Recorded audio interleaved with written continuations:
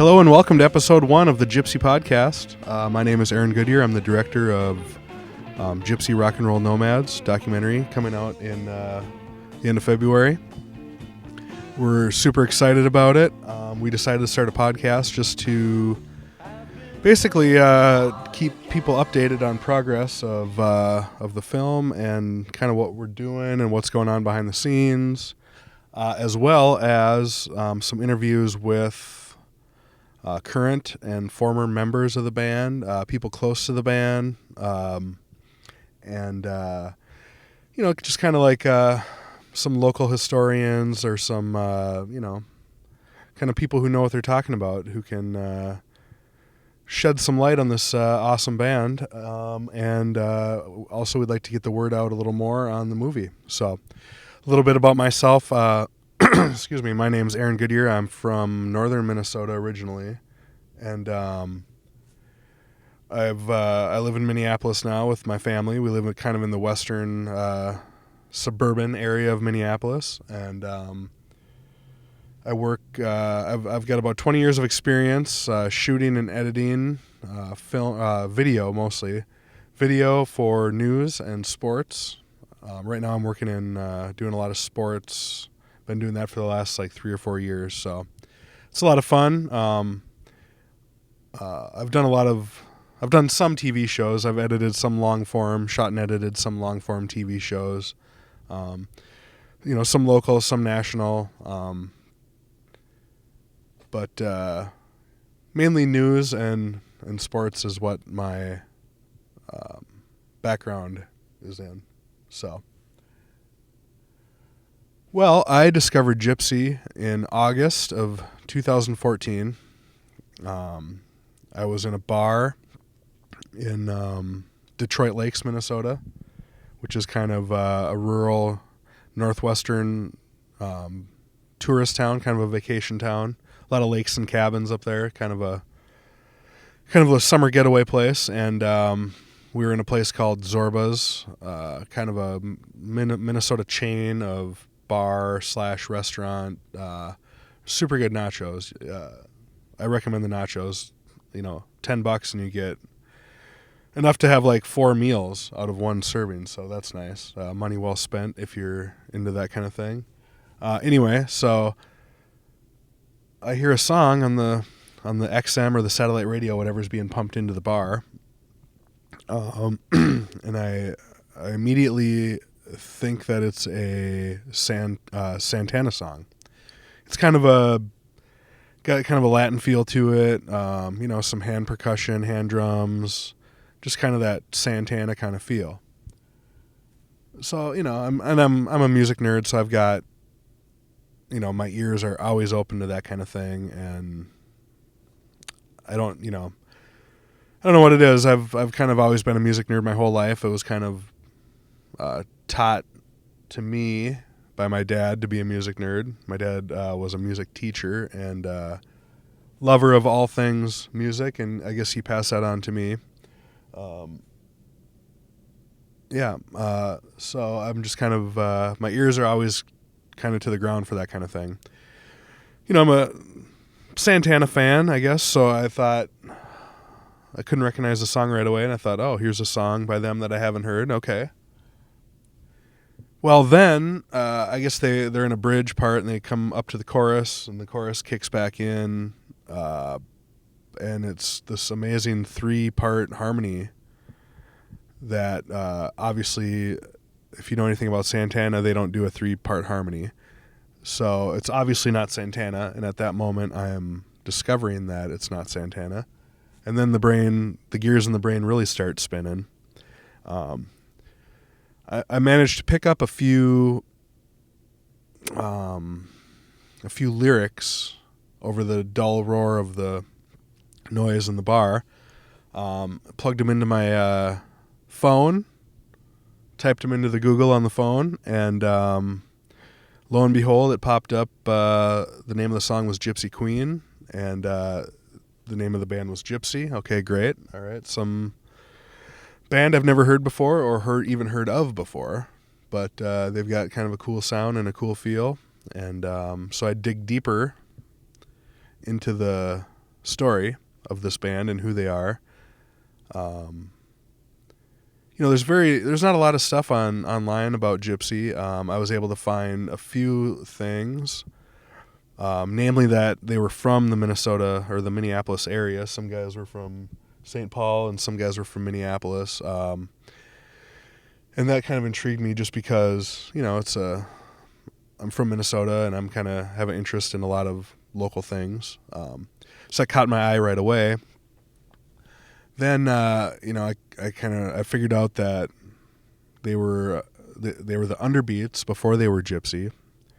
And the Underbeats are kind of a legendary band around Minnesota. They're they were kind of the most popular band in the state, in the late 60s. My dad remembers hearing them and seeing them around town and that kind of thing. So,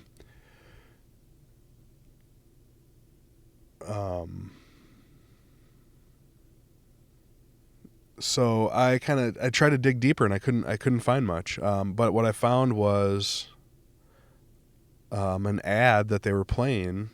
Gypsy was playing a show, and I'm going, okay, well, they're from the 60s and 70s, right? What's going on here? So, they were playing a show at this place here in Minneapolis, and coming up in a week or 10 days or something like that. And also, I'd managed to find their current homepage, which is gypsy-queen.net. I stumbled onto that. Now on there, they've got basically everything that the band has collected from late 60s through today. A few news clippings, a lot of posters, concert flyers, a couple cool things like some ticket stubs and some old photos, things like that. It's a nice little collection of things, but still, it's not it's not what I'm looking for, because I'm trying to dig deeper. I'm trying to find the story of this band and why I'd never heard of them and why they sound so great, and just kind of the mystery of here's this great band that I haven't heard of. So I go on YouTube and find stuff on there, and I start listening to the whole first record, which is somebody has streamed on YouTube. So I kind of played that for about 2 or 3 days straight without turning it off. And finally, I clicked on the contact us part of the band's website, and here's Mr. James Walsh's home phone number or cell phone or whatever, and email address. Well, that's weird. Okay, what band leaves their personal phone number on their website? Well, that's cool. So, I'm thinking, okay, this band and this guy is possibly pretty approachable, and maybe he's interested in telling me some history about this band that I've all of a sudden completely obsessed with. I fire off an email to the address provided, saying, "Hey, I'm into video, I'm into film. I've got a few friends that are interested in film and video as well. I'm interested in maybe shooting your show coming up, and is that something that you guys may be interested in?" Let's see, I think maybe the next morning I got a reply from James Walsh. "You're on the list. You call me as soon as you can. Here's my number. This is amazing. I'm so glad that you discovered us, and I'll tell you everything you want to know." Okay, so I call him back. We have a nice half-hour chat on the phone. He lays out, the entire story of being in Minnesota, one of the members leaving to go to Vietnam on a 2-year tour.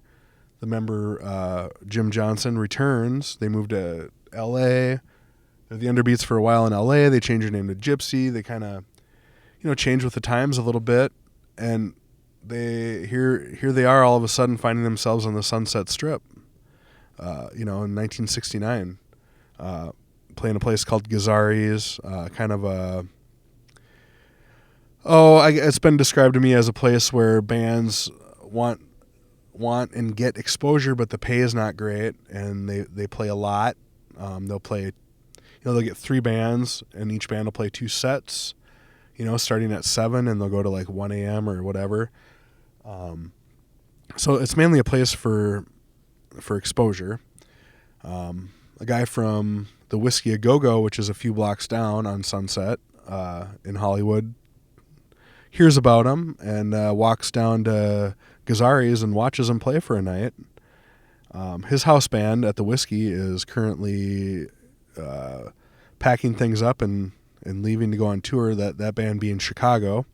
They had just released their debut record, and they were going to tour behind their CTA record.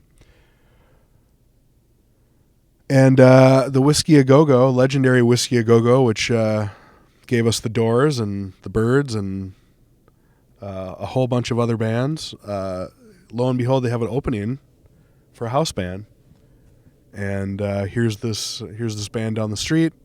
They've been playing Gypsy's for a while, honing their set, and boom, they get hired into the Whiskey A Go-Go.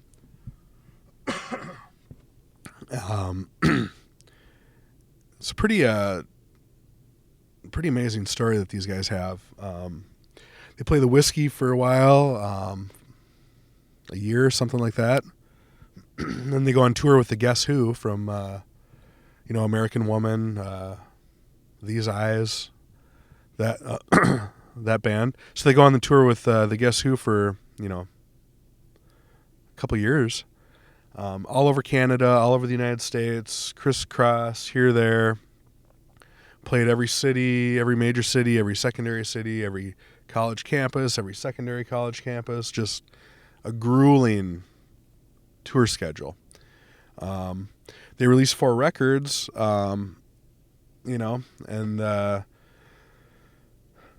band, they sign on to another label and release a couple more records, and things are going good. And then, for a while there, everything kind of seems to be clicking. So that got me interested in their story, that here's this Minnesota band who, you have this dream of going to LA and being discovered, and here they are going to LA and being discovered and, climbing the ladder. So there's a lot of elements to this story that are very intriguing to me and to the guys that are working with me on this thing. It's kind of an American dream story, kind of hometown kids, blowing up, getting famous kind of thing. It's a rock and roll. It's a very American story. It's a American rock and roll story, which makes it American history. So we got into shooting this movie. Our first shoot was September 27th, 2014.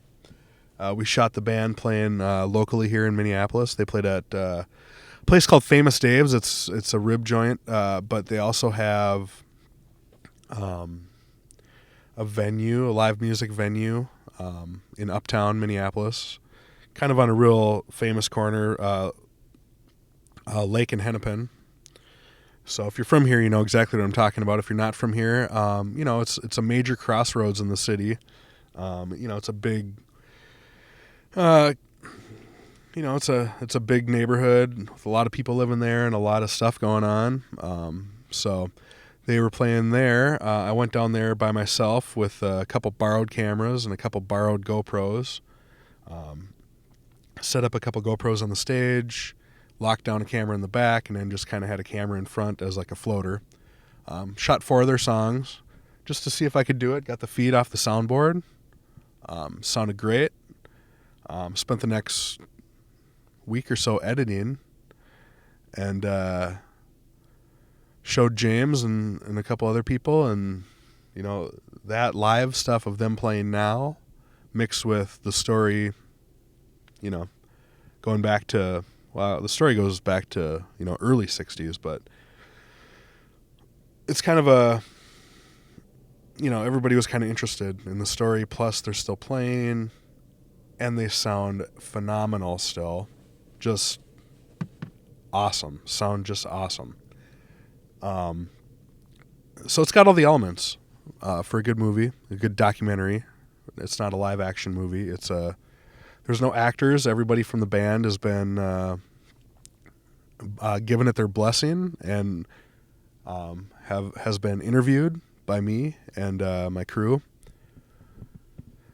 Let's see. We went after the first shoot. We went out. Oh, we went to interview James at a studio, Winterland Studios, out in New Hope. We sat James down and did kind of our primary interview with him.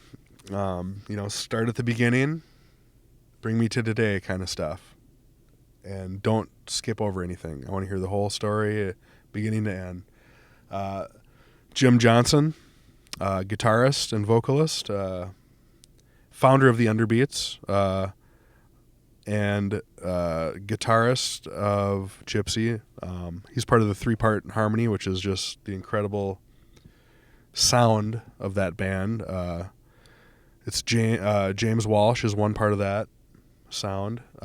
Jim Johnson is 1/3 of that sound as well, and then Enrico Rosenbaum is rounds out their 3-part harmony.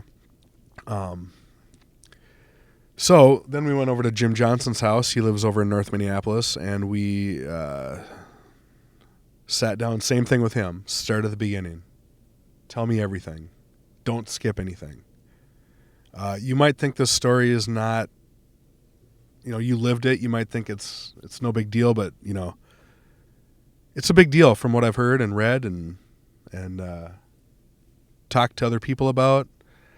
All the guys, were just kind of like, well, boy, why are you doing this? What's the hook here? Well, the hook is the story, the story itself. The story plus the music. Now, if the music was garbage, obviously it wouldn't be a movie. If the music was great and the story behind the music was boring, probably wouldn't be a movie. It's got all the elements of good storytelling. Went to Dallas, interviewed Randy Cates, who was played bass on the 3rd and 4th record. Did some extensive touring with them. Interviewed Donnie Larson, the original bass player. Who else? I'm blanking here. Jay Epstein. Jay Epstein was the original Gypsy drummer. He was in the band as they changed their name to Gypsy. He currently is a very accomplished jazz musician here in the Twin Cities, travels around the country, performing just improvisational jazz. We shot a set of his, and I'm including one of their songs on the bonus disc 2. Jazz is like, that stuff's like brain surgery to me. My whole world is 4/4 time, structure and harmony, melody, this and that, kind of the basics of rock and roll. This guy plays the most amazing that word's very hard for me to say, improvisational jazz, and a hell of a nice guy too. We shot a set of his, and then we sat him down afterwards, interviewed him about his time in Gypsy. They had creative differences. Jay being a jazz guy and Gypsy being, more on the rock side. There's kind of some clashes with the creativity, and they moved on to a new drummer, Bill Lorden, who we also interviewed. Bill lives down in Arizona, kind of north of Phoenix, I guess. He took over the reins and played on the next 3 records. Then he went on to some big things. He played with Sly Stone, and he played with Robin Trower, and there's some other stuff in there too that I can't recall right now. So we interviewed him, and then we interviewed Stanley Kipper, which is Gypsy's third drummer. Currently plays with the New Primitives. They've got a couple weekly gigs. They play around, they gig around Minneapolis here a lot. Another, great dude, awesome musician who's been around the block. I just discovered a week ago that he was on Saturday Night Live, playing drums with a musical guest. We will ask him about that. That's got to be a great experience going on SNL. It seems like so much fun. He was the drummer for Andrew Gold, and they were the musical guest on an episode of Saturday Night Live. So we'll learn about that when we talk to Stanley. Boy, who am I missing?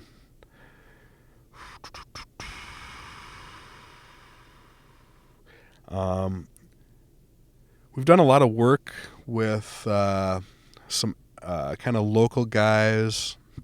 One guy, Rick Shefchick, he is an author. He just wrote a book that just came out called Everybody's Heard About the Bird, which is a reference to a Trashmen song that everybody on the planet has heard, Surfin' Bird. The Trashmen were contemporaries with Underbeats. Played the same shows, recorded at the same studios. They, ran together in the same packs of friends and musicians. Rick has written a book about kind of a comprehensive guide to rock and roll, the early days of rock and roll in Minnesota, starting at the beginning, going up through the 60s and beyond. He's a former newspaper reporter. I shouldn't say reporter. I guess writer, columnist, maybe, music reporter. Wrote for the St. Paul Pioneer Press, and now he is writing books. He's a freelance writer, and I recommend you guys pick this book up. If you go to the Facebook Gypsy page, the documentary page, you'll find links to all of his work. Ron Stevens is a legendary DJ for KSHE Radio in St. Louis, Missouri. KSHE Radio was a rock station that was into playing deep cuts. They played a lot of deep cuts, and they played a lot of full albums. They would play all of side one and all of side two of something, something that, doesn't happen anymore, sadly. That format, we lost that format to commercialization, which, there's something to be said for that too, I guess, but we lost that over-the-air format. So discovery was put more on the listener. You could, back then you could, I'm 38. I'm talking like I know, but this is what people have told me. I didn't know anything about,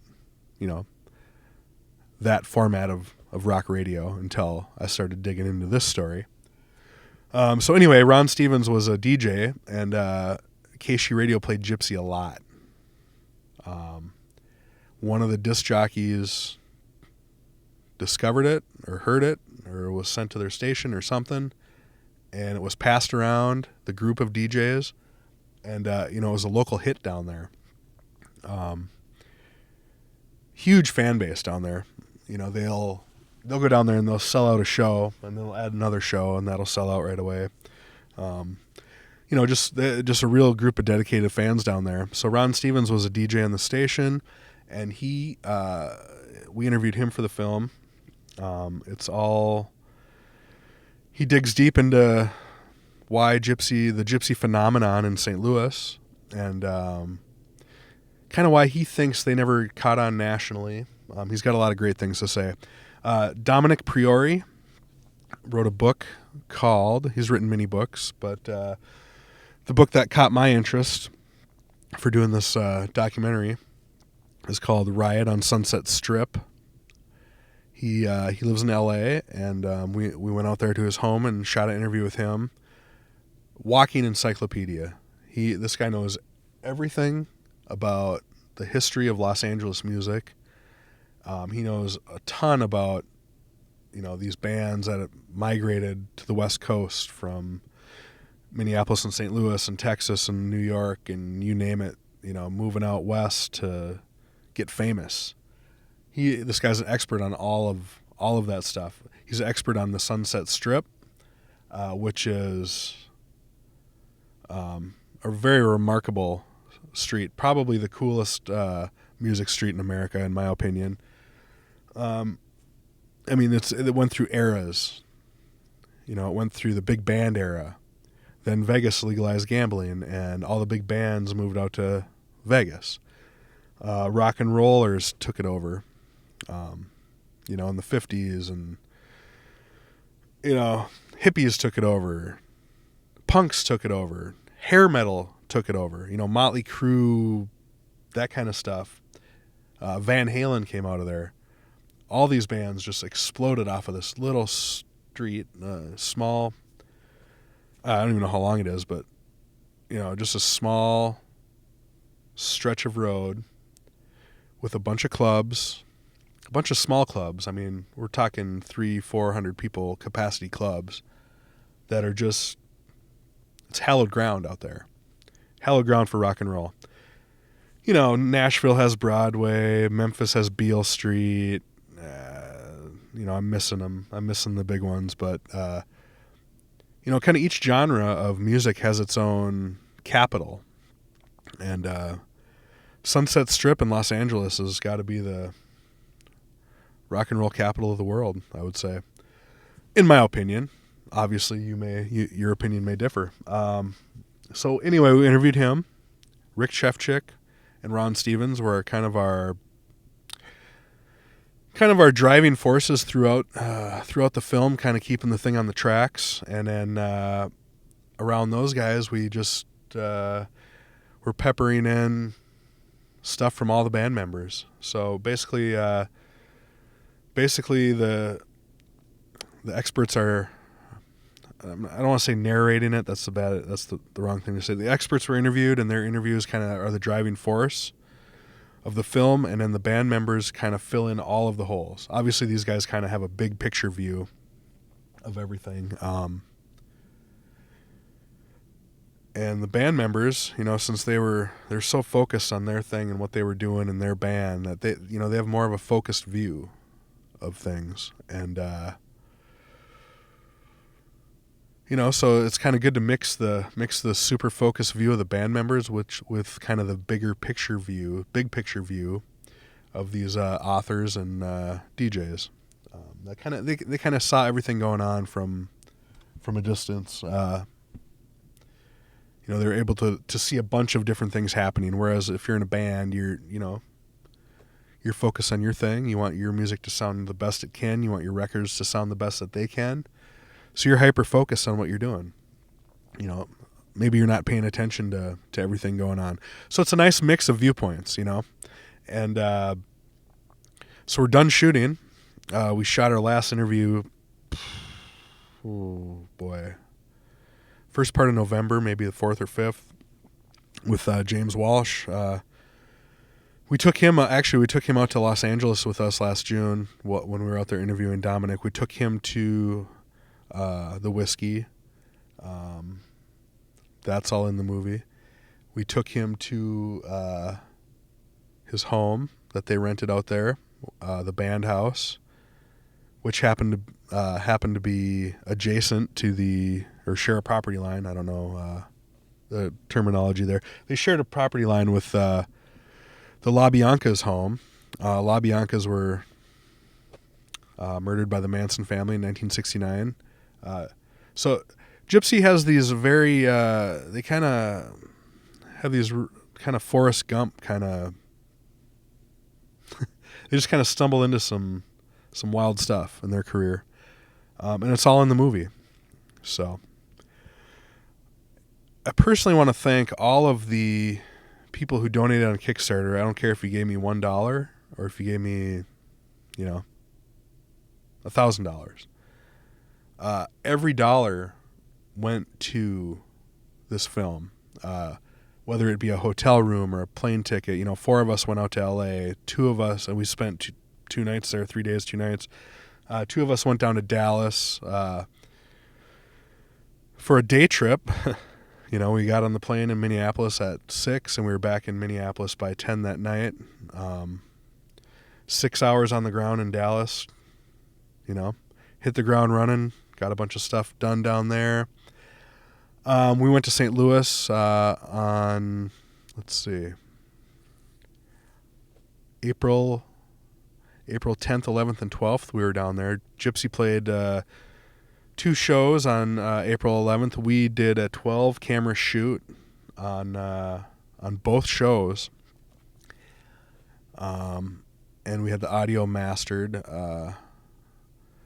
So as you can imagine, there's a camera on every instrument basically, and we're just kind of finishing up editing that as well. I've been kind of working on that part of it while the other guys were writing.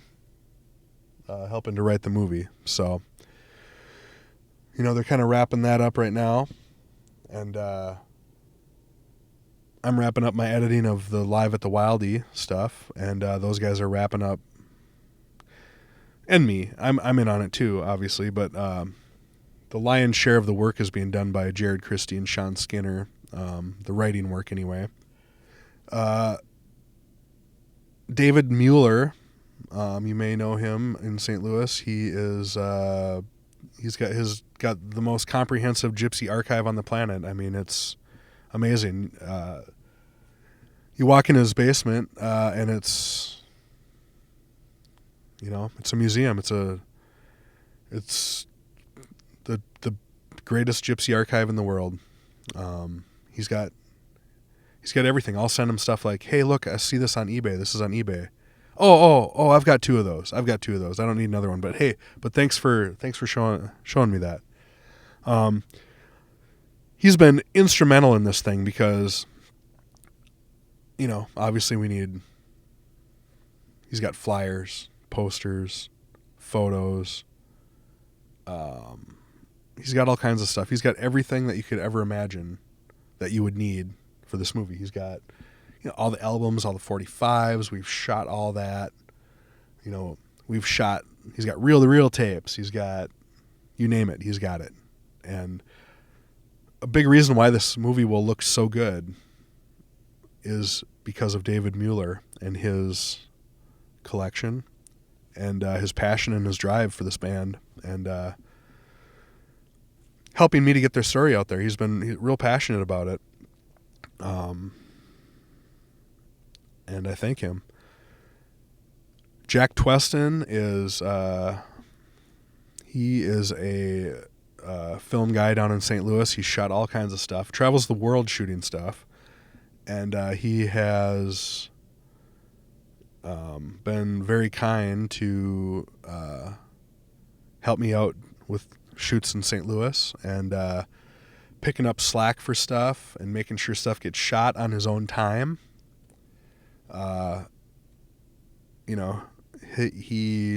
He's been doing this for a long, long time, and he just does great work, and he's been a great help. And it's nice to have a point person, a technical point person down in St. Louis to kind of run the ship, so to speak, from down there. That's kind of the crew, and there's been so many people that have helped as well. There's been people who didn't donate on Kickstarter but have given so many. Their contributions have been, not monetary contributions, but stuff that's been, more valuable to the production than money. But I can't thank the Kickstarter backers enough. Like I said, if you gave me $1, that's great. If you gave me $1,000, that's great. It doesn't matter how much it was. We met our goal. We exceeded our goal. Every penny has gone to the production of this movie. So, on to what we're doing here. This is the Gypsy podcast, GypsyCast. This is episode 1. This is my first time doing this.